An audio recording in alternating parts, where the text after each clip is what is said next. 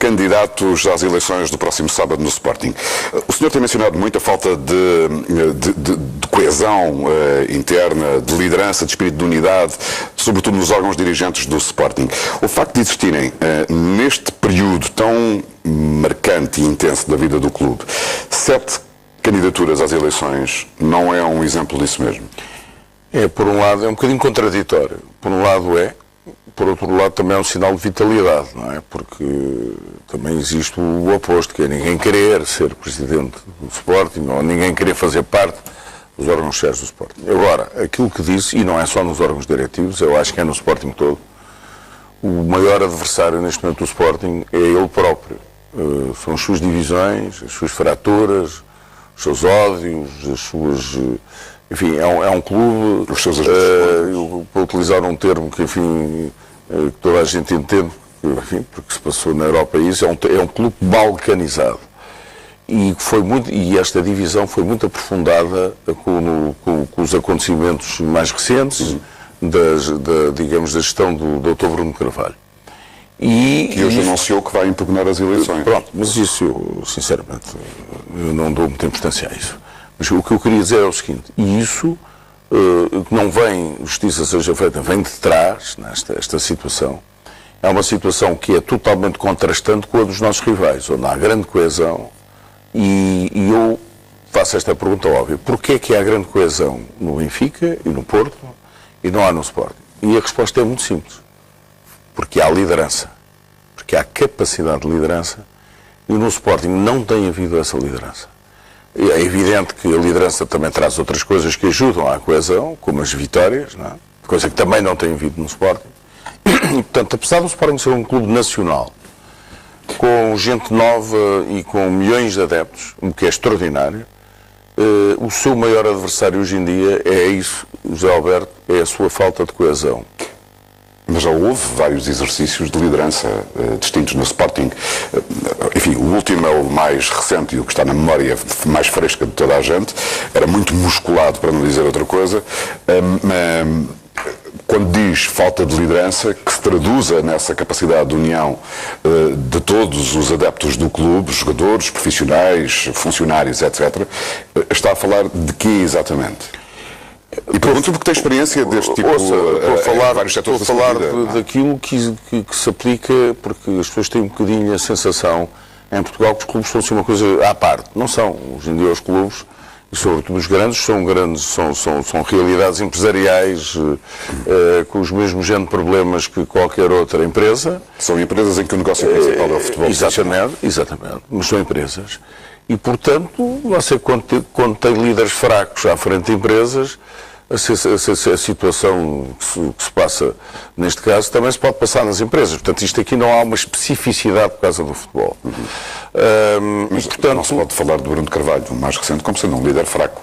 Não, mas o caso do Bruno Carvalho é diferente. O Bruno Carvalho começou por dar, e por isso é que eu o apoiei, e já o disse, começou por dar indícios que estava a conseguir inverter essa situação e até conseguiu, justiça lhe seja feita, coisas muito positivas, como nomeadamente fechar a reestruturação que o Sporting tanto precisava na banca, como aproximar em termos de investimento, sobretudo no futebol, os valores aos valores do Benfica e do Porto. Você não consegue bater-se com o Benfica e o Porto se gastar metade ou um terço, e ele conseguiu isso, como ir buscar os melhores treinadores do país. Portanto, isso estava num caminho que se parecia certo, e depois, de repente, com a reeleição, houve uma evolução nele próprio, que eu não vou aqui, não vou analisar, porque isso tem outro tipo de foros que eu não só não considero um especialista, como acho que não o devo fazer, e que acabou por começar a destruir o próprio trabalho que estava a fazer. Mas antes disso, e não só acabou por destruir, como ainda aprofundou mais este problema, chamando de sportingados e dividindo os sportinguistas, etc. E, portanto, isso é um problema que é relativamente endémico do Sporting, e que se o Sporting não resolver, e isso é que é um aspecto muito importante aqui na oportunidade que me dá aqui hoje para falar, eu tentarei ser rápido, se o Sporting não resolver, o Sporting definitivamente deixará de ser um clube grande. Então porquê? E por uma razão muito simples, que é a seguinte, é que o futebol mundial e o futebol europeu está-se a transformar. está-se a globalizar à semelhança, enfim, de outros setores da atividade económica. E, portanto, só os clubes que estarão na chamada primeira divisão europeia ou mesmo mundial é que vão poder, quer dizer, o fosso entre esses clubes e os outros vai-se aprofundar. Aliás, dou-lhe um exemplo prático do que estou a dizer. O Benfica e o Porto, este ano por irem à fase só dos grupos da Liga dos Campeões, vão receber cada um perto de 50 milhões de euros e depois se pontuarem, ou se mesmo chegarem aos oitavos de final, o que é absolutamente possível, vão poder chegar aos 60 a 70 milhões. E o Sporting, por não ir, vai receber 5 ou 6 milhões de euros. É menos de 10%. 10 na Liga Europa. Sim. E, portanto, E isso é, no caso de um grande clube, é a principal fonte de receitas para além dos negócios que eventualmente fizer com os atletas. não é a única, mas é uma das principais. Mas há outras. Uma delas tem a ver com vocês. São os direitos de televisão. televisivos. E depois repara o seguinte. Que também estão em grande mudança. Que estão em grande mudança. E você veja o seguinte. Eu vou-lhe dar um exemplo que parece-me que qualquer sócio do Sporting entende. Havia clubes que há alguns anos, eram, não digo de bairro, mas quase em Inglaterra, como o Chelsea. Por exemplo, o Chelsea, antes do Mourinho chegar ao Chelsea e antes do Sr. Abramovich começar a investir no Chelsea, era quase um clube de bairro, não ganhava um campeonato há 50 anos. E também o Manchester City era a mesma coisa. E se calhar o Valência ou o Sevilha também não passavam de clubes relativamente pequenos. O que é que se passou nestes últimos anos com a globalização? Apareceram os investidores desenvolveram esses clubes começaram a deixar de ser clubes até só da sua própria economia para serem clubes globais. Você há de reparar, José Alberto, que hoje em dia nas pré-épocas existem torneios nos Estados Unidos onde esses clubes participam, existem torneios na Ásia onde esses clubes participam, e não é só o Real Madrid, o Barcelona e a Juventus, estes clubes também. E o que é que isso trouxe de novo? Trouxe que esses clubes deixaram de ter só adeptos do bairro de Chelsea em Londres, para dar um exemplo, para terem adeptos no mundo inteiro.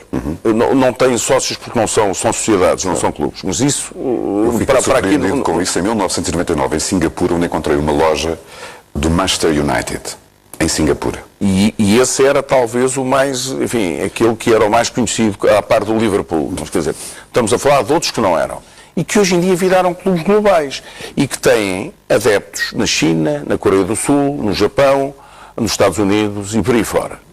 Ora, os clubes portugueses, mas eu com os outros dois não me vou preocupar muito, mas com o Sporting, são clubes que não se podem confinar ao mercado português, que é muito limitado em termos económicos, têm que se transformar em clubes, não podem ser só de Lisboa, têm que ser clubes nacionais e daí o investimento nos núcleos, mas têm que se transformar em clubes europeus e depois em clubes globais, onde passam a ter adeptos de várias nacionalidades no mundo inteiro. Porque se não o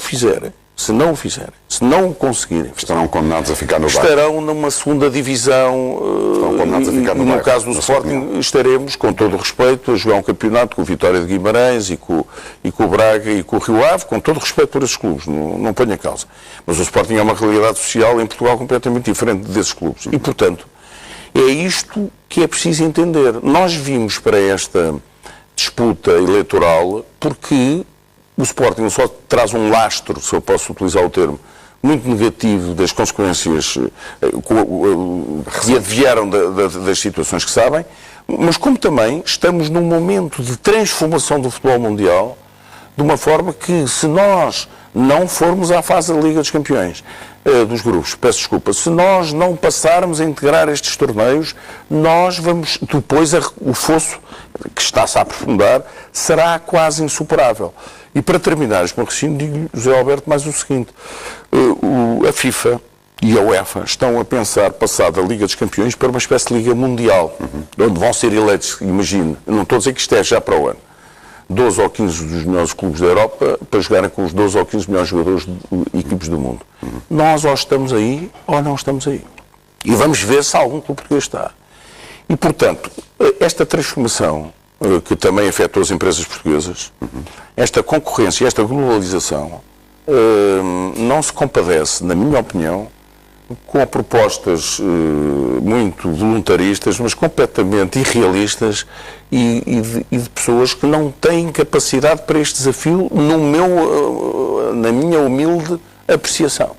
E por isso é que nós viemos para esta candidatura, porque isto tem este desafio que muita gente ainda não entendeu. Está a estabelecer aí uma analogia direta e inevitável entre aquilo que aconteceu em inúmeros setores da atividade económica mundial e aquilo que está a acontecer no futebol. E invoca a sua experiência em relação a isso. Exatamente, porque eu também estive a concorrer num setor extremamente competitivo, não tem nada a ver com este, que é a banca de investimento, Sim. no mundo inteiro, e sei as dificuldades e o que é preciso fazer para isso, e consegui. E já Foi o único banco que conseguiu estar em Nova Iorque, em Londres, México, Brasil, vários países da Europa, Índia, etc. E, portanto, e depois China. Mas, portanto, o que eu lhe quero dizer é que os clubes portugueses ainda têm mais outro, se quiser, outra etapa antes desta, que também não a exploram, são os países de língua portuguesa que têm até uma ligação afetiva e emocional, neste caso ao Sporting, eu não vou falar dos outros, que também não está explorada. Portanto, nós temos o Sporting Clube de Cabinda, temos o Sporting Clube de Luanda, temos o Sporting Clube do Lubito, e não investimos numa ligação do mercado, que é o país, digamos, de língua portuguesa, aquele que tem mais capacidade financeira, que pode ter mais, com isto também não é possível em Moçambique e noutros países.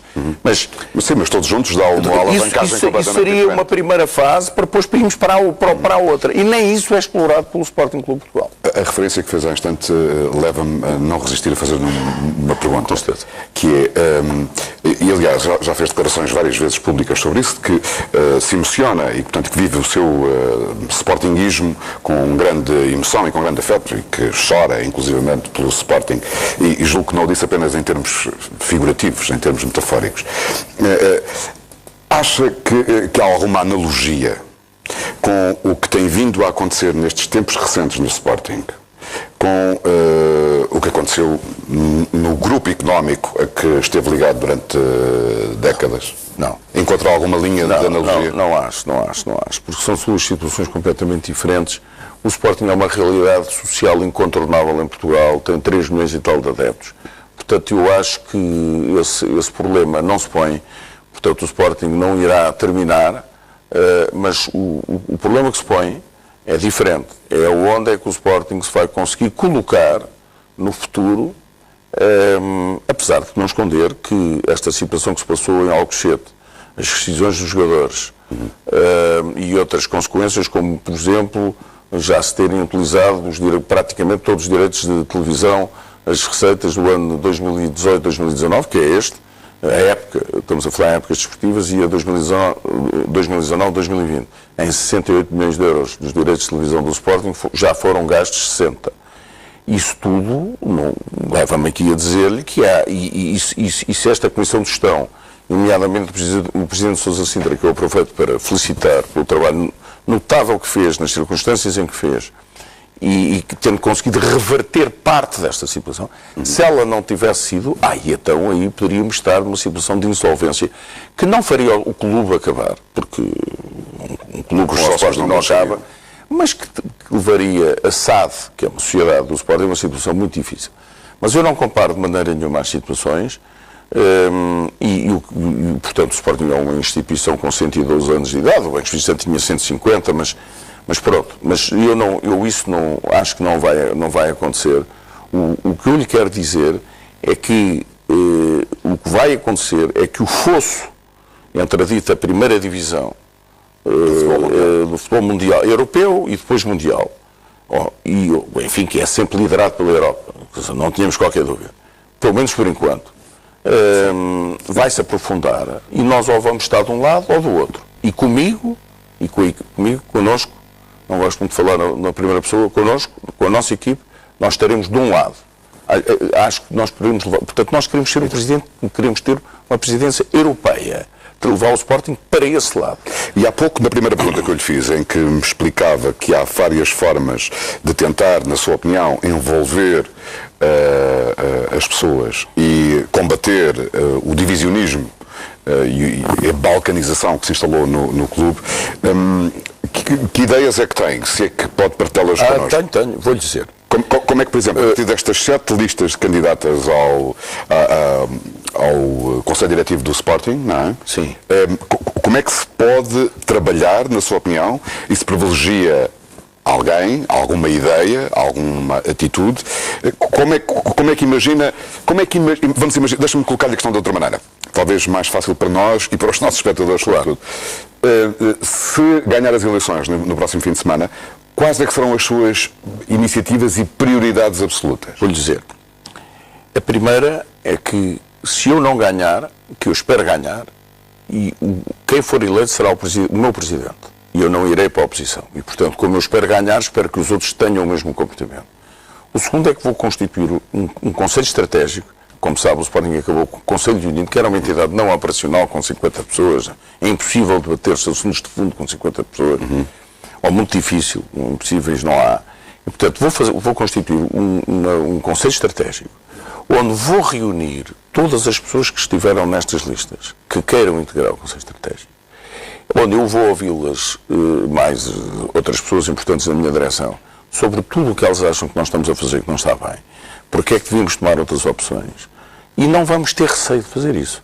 Eu acho que um líder forte é aquele que não se quer rodear de yes-menos e que tem a capacidade de ouvir os outros e de corrigir o percurso quando está a ir por um caminho que pode estar eventualmente errado.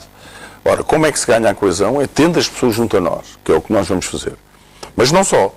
Vamos também fazer outra coisa. Nós, nesta campanha, conseguimos, porque as redes sociais, como se sabe, José Alberto, têm uma grande importância, sobretudo para a gente mais nova, mais jovem, mas também hoje em dia, não é só para ela. Nós falamos, temos umas linhas do WhatsApp e também fazemos lives com o Facebook, e nós ouvimos críticas, não é só para nos apoiarem, ouvimos críticas, sugestões, etc. E nós vamos continuar a ouvir, uma periodicidade razoável, essas pessoas sobre o trabalho que estamos a desenvolver no clube. E, finalmente, no próprio Conselho Estratégico, nós tencionamos também trazer, não pode ser nunca largado, mas pessoas como o Dr. Poiás Maduro, o Dr. Tomás Frois, o Dr. Rui Calafato, o Dr. Samuel de Almeida, que é toda uma nova geração do Sporting, de gente extremamente séria e capaz. Estou a dar alguns exemplos, poderão ser outros ainda, e que são pessoas que conhecem bem o Sporting, que vão ser futuramente aqueles que vão poder dirigir o Sporting dentro desta ideia ambiciosa do Sporting. Não é, obviamente, ficar lá em número 1, porque isso é impossível, mas ficar do lado, digamos, dos clubes de primeira linha na Europa e global, e do ponto de vista internacional, e, portanto, nós tencionamos, e isso para nós é absolutamente fundamental, ter esse Conselho, que esse Conselho produza trabalho, corrija aquilo que a gente não está a fazer de melhor, nos dê novas ideias, e que até possa agitar, perturbando, no bom sentido, claro, o novo presidente do Sporting. Exatamente. Não tenho qualquer receio. Sabe que eu, mesmo durante os anos em que fui presidente do maior banco de investimentos deste país, e o único que se internacionalizou de uma forma séria, uma das coisas que tinha muito prazer é ter na minha comissão executiva gente que me criticava. E é uma coisa que às vezes muitos líderes têm alguma dificuldade, e eu nunca a tive. E, portanto, muitas vezes alterei as minhas decisões e infleti, porque de facto não estava a fazer bem, e isso não me perturba absolutamente nada. Claro que tem que haver liderança, tem que haver uma decisão final. Há alguns a dizer vai mais para a esquerda e outros mais para a direita, mas eu tenho que tomar uma decisão. E por isso é que também lhe digo que certos candidatos que dizem que não percebem de leis, não percebem de finanças, não percebem de economia, mas que depois vão ter uns colaboradores que percebem, isto não faz sentido nenhum. Porque uma pessoa, quando é líder... que o José Maria Ricciardi não sabe de futebol. Ouça, mas é que um presidente não é treinador. Eu pergunto se o Sr. Florentino Pérez é algum especialista de futebol e é o maior presidente do maior clube do mundo, percebe? Sabe escolher as pessoas que sabem de futebol. É que isso é outra confusão que se estabeleceu da função de um presidente de um clube, de um grande clube de futebol. Convenhamos que o presidente o Sr. João Rocha, aliás foi autorizado pela família de João Rocha, que foi um dos maiores presidentes sempre do Sporting, não sabia de futebol. E no fundo foi um dos mais bem sucedidos. O Dr. José Requeiro, outro grande presidente do Sporting, provavelmente nem sabia os nomes dos jogadores. Portanto, isso é um erro absolutamente crasso. Porque isto é como qualquer empresa. O presidente ou o dono ou o presidente do grupo, que é o maior acionista da Mídia Capital, não tem que saber as funções fundamentais que muitos de vocês exercem aqui dentro. Portanto, isso é um absolutamente... Portanto, e isso dá mau resultado. E ninguém espera que faça televisão melhor do que os profissionais. Exato, mas quer dizer, isso normalmente dá mau resultado, porque quando você vira presidente adepto ou presidente treinador, isso acaba sempre mal. Sim. Está surpreendido com o desempenho da equipa neste início de temporada? Estou, e vou dizer o seguinte, e eu acho que uma equipe, para usar assim um português um bocadinho corrente, que estava totalmente escaqueirada, esfrangalhada, que começou a sua época mais tarde, de uma forma, enfim, como sabe, não é? Com todas as consequências do que se passou. Com menos tempo para treinar, menos tempo para a sua preparação física. E também sem ter certezas quem é que ficava, quem é que voltava ou quem não ficava. Conseguir ao fim de 4 jornadas, numa delas indo ao Estádio da Luz, estar em primeiro lugar do campeonato e execo com outros clubes, acho um trabalho absolutamente notável, tanto do Presidente Sousa Sintra, como do treinador José Peseiro. Ele é o treinador certo nesta altura? É, porque foi o treinador escolhido, e há outra coisa que as pessoas têm que entender, é que quando se escolhe um treinador, tem que se apoiar os treinadores. E tem que se lhes dar toda a força, sobretudo nos momentos difíceis. E isso é outra das características que tem faltado nas lideranças do Sporting. Eu vou-lhe dar um exemplo que se calhar pode não agradar aos sportinguistas, mas eu digo tudo o que penso. Este ano o Futebol Clube do Porto foi ao Alvalade jogar a meia-final da Taça de Portugal. E um jogador, Marcano, que já não está no Futebol Clube do Porto, quando chegou ao fim do jogo, foi preciso desempatá-lo pelas grandes penalidades. E esse jogador, Marcano, mandou a bola ao poste e, portanto, o Porto só marcou 4 penalidades, o Sporting marcou 5 e eliminou o Futebol Clube do Porto e foi à final da Taça, enfim, nas circunstâncias que o José Alberto sabe. Bom, pois a primeira coisa que o presidente Jorge Nuno Pinto da Costa fez foi descer ao balneário e, à frente de todos os outros jogadores, dar um abraço ao jogador Marcano. Por isso é que o presidente Jorge Nuno Pinto da Costa é o presidente mais titulado da Europa hoje em dia em exercício. Nós no Sporting temos feito exatamente o contrário. Quando o Sporting ganha, então os presidentes querem se pôr em grande evidência. Quando o Sporting não ganha, os presidentes viram as costas à equipa, dizem mal dos jogadores, etc. Portanto, isso é exatamente um dos aspectos que faz com que os clubes que têm liderança ganham, os que não têm liderança não ganham. E para finalizar o meu raciocínio, e não ser muito longo, quero dizer aquilo que tenho dito noutros fóruns, que é o Sporting teve equipes, do ponto de vista dos jogadores, tão boas ou superiores às do Porto e do Benfica, teve treinadores tão bons ou superiores aos do Porto e do Benfica, o ano passado tinha, na minha opinião, o melhor treinador dos 3, e não ganha. Não é esse o problema.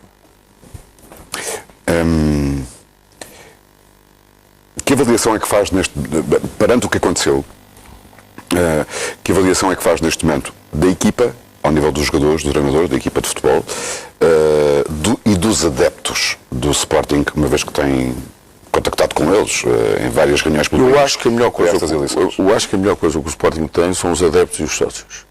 Porque é espantoso como é que ao fim de 16 anos não ganhar o Campeonato Nacional. Mas eles esperam o tal divisionismo que está instalado? Não, o divisionismo vem das elites, não vem dos adeptos e dos sócios. Portanto, eles esperam isso. Isso não é um fenómeno que se verifica junto dos adeptos? Não, exatamente. Eu acho que os adeptos amam o Sporting e os sócios, e é extraordinário porque você percorre o país e vê gente de todas as idades, incluindo muitos raparigas e rapazes jovens, que nunca viram o Sporting ser nunca viram, esses sobretudo até aos 20 e poucos anos. O Sporting, a última vez que ganhou um título foi há 16, portanto você tem que lhe pôr mais uns 10 em cima para que eles se lembrem. Certo. Portanto, até aos 25 anos ninguém se lembra do Sporting ter sido campeão nacional, e continuam com uma paixão extraordinária ao clube, e têm, graças a eles, o clube tem-se mantido como um clube grande. E isso é que eu acho absolutamente notável. E isso é uma razão principal que me leva a estar aqui a lutar para lhes fazer ver que é preciso tomar o rumo certo e voltar a uma liderança e uma candidatura com capacidade para gerir esta realidade. E digo-lhe mais o seguinte: no final da Taça de Portugal, eu estava na bancada e estava até ao lado de um grande sportinguista que é candidato a Presidente da Mesa da Assembleia Geral de um concorrente meu, que é o Dr. Rogério Alves, e quando acabou o jogo, nós fomos andando pelas bancadas e eu vi centenas de jovens a chorar, E aquilo tocou-me profundamente e disse como é que esta gente que nunca viu o Sporting campeão continua com esta paixão pelo clube. E isso é, não tenha qualquer dúvida, José Alberto, a razão principal que me leva a, nesta altura, mesmo às vezes sujeito aos impropérios de algumas enfim, atitudes um pouco menos elevadas da campanha, a estar aqui nesta campanha para, obviamente, para ganhar e para ser o futuro presidente do Sporting Clube de Portugal. Sr. Maria Richard, agradeço muito ter vindo à TV e a esta noite. José Alberto, foi um grande prazer estar aqui consigo. Muito obrigado. Vamos aguardar o resultado das eleições no próximo sábado. Entretanto, vamos ter aqui um debate na quarta-feira com os diversos candidatos.